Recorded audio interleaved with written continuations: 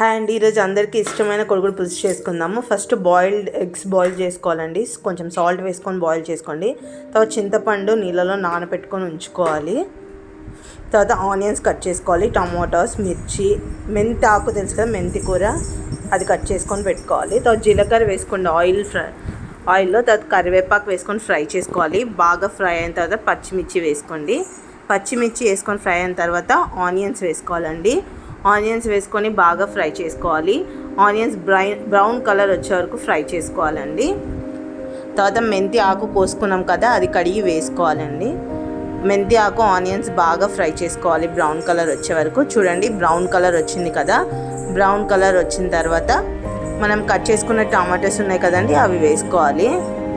అవి వేసుకొని బాగా కలుపుకొని టమాటాస్ మెత్తబడే వరకు మూత పెట్టుకొని ఉంచుకోవాలండి. మనకి టమాటాస్ మెత్త కావాలంటే ముందు పసుపు, ఉప్పు వేసుకుంటే త్వరగా మగ్గిపోతాయి అన్నమాట. బాగా మెత్తగా జ్యూసీలా అయిపోవాలి. టమాటా పసుపు వేసి కలిపి పెట్టుకొని మూత పెట్టుకోవాలండి.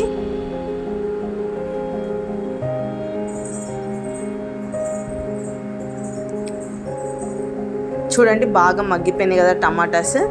ఇప్పుడు చింతపండు నానబెట్టుకొని ఉన్నాం కదండి, ఆ నీళ్లు పోసుకోవాలి. చింతపండు నీళ్ళు పోసేసుకొని బాగా కలిపేసుకోవాలి.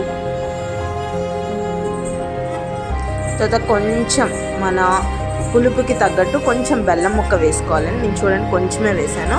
ఈ బెల్లం ముక్క వేయడం వల్ల పులుపు, ఉప్పు, కారం అన్నీ బ్యాలెన్స్ అయిపోయి కొంచెం టేస్టీగా అనిపిస్తుంది కర్రీ. ఇష్టమైన వాళ్ళు వేసుకోండి. ఇంకా మనం బాయిల్ చేసుకున్నాం కదా, ఆ ఎగ్స్కి ఘాటు పెట్టి వేసుకోవాలండి. పులుసు ఎగ్స్లోకి బాగా వెళ్తుంది, టేస్టీగా అనిపిస్తుంది అన్నమాట. ఇలా చేసుకోవాలండి. ఇంకా బాగా కొంచెం మగ్గిపోతే సరిపోతుంది. బాగా ఉడకాలి. కాసేపు సిమ్మిలో పెట్టేసుకొని ఉడకబెట్టుకోండి. ఫైనల్గా లాస్ట్లో కొంచెం కొత్తిమీర వేసుకొని దించేసుకోవడమే. చాలా బాగుంటుందండి. పిల్లలు కూడా చాలా ఇష్టంగా తింటారు. మార్నింగ్ కూడా మన క్యారేజెస్కి పొద్దున్నే ఈజీగా అయిపోతుంది. చాలా సింపుల్గా చేసేసుకోవచ్చండి. అందరు చాలా ఇష్టంగా తింటారు. మీ ఇంట్లో కూడా ఒక్కసారి ట్రై చేసి చూడండి. ఈ ఎగ్ పులుసు చూడండి ఎంత బాగుందో.